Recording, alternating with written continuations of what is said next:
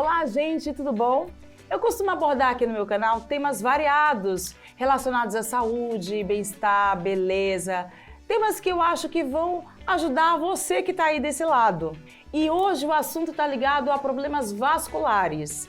É verdade, gente. Se você tem alguém na família com esse tipo de problema, fica ligado, porque eu trouxe uma pessoa especial, como dizia lá na Bahia, porreta no assunto. Ele é coordenador da área vascular do Hospital Santa Paula, faz parte do corpo clínico também da área vascular de hospitais renomados como o Einstein, o Sírio e tantos outros.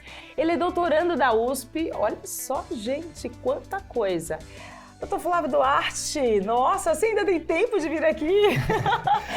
Muito obrigada por ter vindo. Obrigado pelo convite. Obrigada. Você vai falar tudo com a gente? Estou à disposição.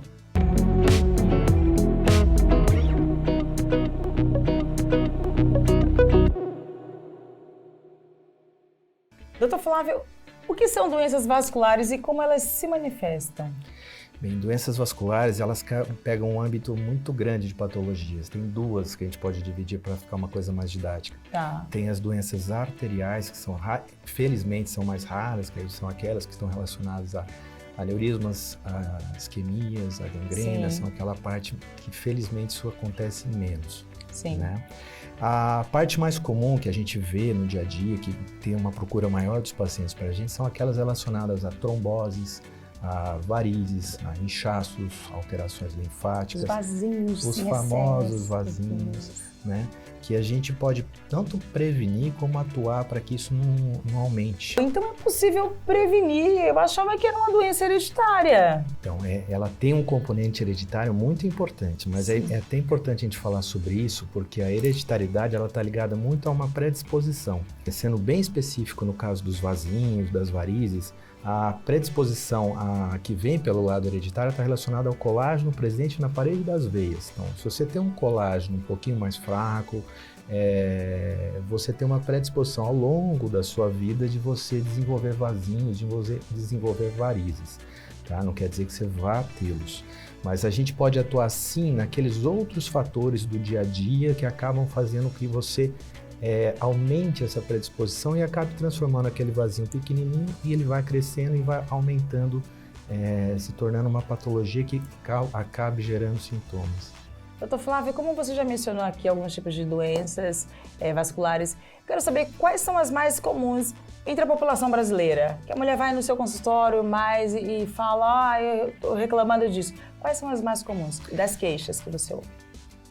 As mais comuns são as relacionadas às veias. Então, nós temos as tromboses, que são eventos agudos que são um pouquinho mais arriscados, que as pessoas têm um pouquinho mais de medo. E também nós temos as varizes. As varizes é bem comum na população brasileira. Tem trabalhos que falam até de 40% da população tem ou vai ter em alguma etapa da sua vida alguma intensidade de varizes, tá? É mais frequente em mulheres, tá muito relacionado também a essa parte hormonal, de gestação. Doutor, e as pessoas perguntam da trombose. Qual o sintoma que a pessoa tem que é para ela correr para um consultório, para um hospital, para falar assim, caramba, eu tô tendo uma trombose? Trombose é um tema que assusta muito as pessoas. Eu acho que a trombose assusta as pessoas porque ela tem uma chance de até uns 20% de um trombo, que é um coágulo que entope uma circulação da perna, ele migrar para o pulmão. Tá? E isso é muito perigoso, realmente. Muito. Tá? Então, a gente tem que ficar atento às situações de trombose quando a gente tem um inchaço, um edema mais numa perna do que na outra. Ou quando você começa a ter uma dor, quando fica muito tempo em pé, este é o momento da gente desconfiar e procurar um atendimento. Eu acho que a mensagem que a gente pode deixar, uma mensagem importante nesse sentido, é que quando você tem algum receio, medo, é melhor você prevenir e ir ao médico, procurar uma assistência para você descartar totalmente essa hipótese, do que você correr o risco de ter uma embolia, alguma coisa assim. Acho justo. E quais os sintomas mais comuns que as pessoas vão até o teu consultório com relação aos problemas vasculares? Os sintomas mais comuns dos problemas vasculares, no caso dos mais comuns relacionados às varizes, é a perna mais inchada, uma perna mais cansada. No verão a gente tem um inchaço um pouquinho maior, então no final do dia ela percebe que a perna está mais difícil, mais pesada. Quando põe o pé para cima, ela tem aquela sensação de alívio, né? Uma coisa que é importante falar que a gente esquece um pouquinho, mas isso no inverno ele incha um pouquinho menos, mas é mais comum uma coceira na perna. Tá? Porque o inchaço muitas vezes ele não é só líquido, não é só água, ele tem muita proteína, histamina que provocam outros sintomas. Né? Então isso começou a coçar demais no inverno, inchar mais no verão, você tem que ficar atento e dar uma olhadinha. Doutor Flávio, a pergunta que não quer calar. Por que a gente incha muito durante o voo? E eu vou te dizer um negócio, e agora eu tô pegando tanto voo, doutor Flávio, você não tá entendendo. A primeira coisa que a gente precisa saber é que a grande parte do sangue, né, o volume do sangue que volta no coração, pro coração, ele volta pelas veias profundas. Não são essas veias que a gente visualiza, que estão embaixo das superficiais, pernas. Não. A maior parte dessas veias, elas passam por dentro da musculatura, principalmente a musculatura da panturrilha ou da batata da perna. Quando a gente está andando, movimentando, mexendo o pé, essa musculatura contrai e comprime essas veias. Então funciona como uma bomba. Uma bomba. Uma bomba. A gente brinca que é o coração da perna. Sim. Né? Em viagens mais longas, principalmente aquelas viagens acima de 2 horas, o que acontece é que a gente acaba entrando no avião e parando. Então a gente não anda, não mexe a perna, então você não tem esse bombeamento.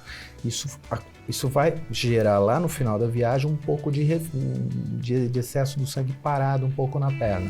Okay. Tá? É por isso que incha e é isso que aumenta um pouquinho a chance de trombose. Tanto que normalmente em companhias aéreas eles pedem para andar. Um pouquinho em voos mais longos. Isso. Entrando agora no assunto sobre drenagem linfática. Você acredita? Primeiro eu quero saber se você acredita na drenagem linfática. Acredito quando bem feita em pessoas bem treinadas. Ai, que legal. Agora me fala, você indica? Indico drenagem em algumas situações. Tá? Quais são elas? Eu gosto muito de drenagem linfática em pós-operatório. Tá. Eu tenho o costume de começar a drenagem até em um pós-operatório bem recente, terceiro, quarto pós-operatório. Imediato, assim, legal. Porque além de você evitar a chance de inchar, pós-operatório, juntamente você tem alguns hematomas, você consegue espalhar, absorver melhor. Eu acho que a drenagem é importante naqueles pacientes que acabam tendo trabalho muito árduo, com muito tempo de perna para baixo, porque você consegue dar uma equilibrada naquela perna, ele não tem muito tempo de dormir, de descansar para fazer isso à noite. Tá? Gosto em drenagem naquelas pessoas que têm aquele edema linfático, geralmente, às vezes é comum em mulher por causa de torção de salto.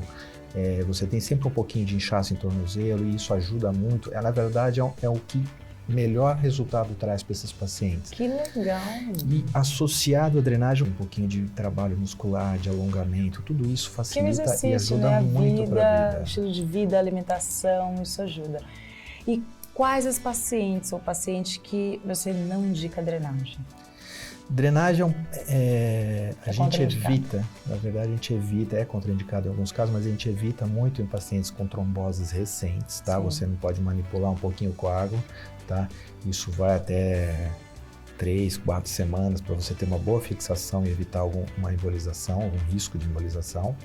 E naqueles pacientes que têm alguma infecção na perna, você evita para que você não espalhe, não piore um pouquinho esse quadro infeccioso.